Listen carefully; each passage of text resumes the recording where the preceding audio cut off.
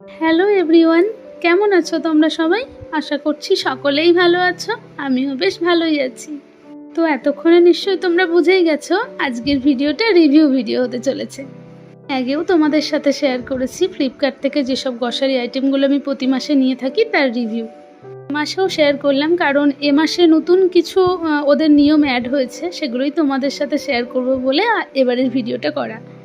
দেখো, সত্যি বলতে কি, আমরা যারা খুব বেশি অনলাইনের ওপর নির্ভরশীল তাদের জন্য ফ্লিপকার্ট এখনও পর্যন্ত ঠিক আছে, কারণ জিনিসটা তো বয়ে আনতে হয় না, বাড়িতে ডেলিভারি দিয়ে যায়, সেই জন্য ঠিক আছে। না হলে এখন ফ্লিপকার্টে যে সমস্ত নিয়মকানুন হয়েছে, মানে ওরা অনেক কিছু এখন অ্যাড করেছে, তাতে ফ্লিপকার্টে জিনিস নিতে গেলে একটু বেশিই খরচ করতে হয়।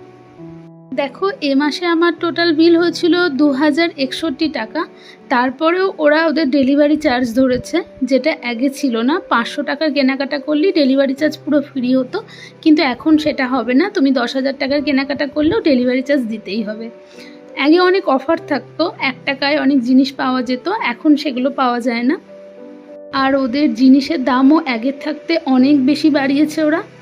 কিন্তু তাও বলবো, যারা ঘরে একা বা জিনিস আনার অসুবিধা বয়ে আনার, তাদের জন্য ফ্লিপকার্ট এখনও পর্যন্ত ঠিকঠাক। আর আমি আজকের এই ভিডিওটা করেছি স্পেশালি আমার সেই সকল বান্ধবীদের উদ্দেশ্যে।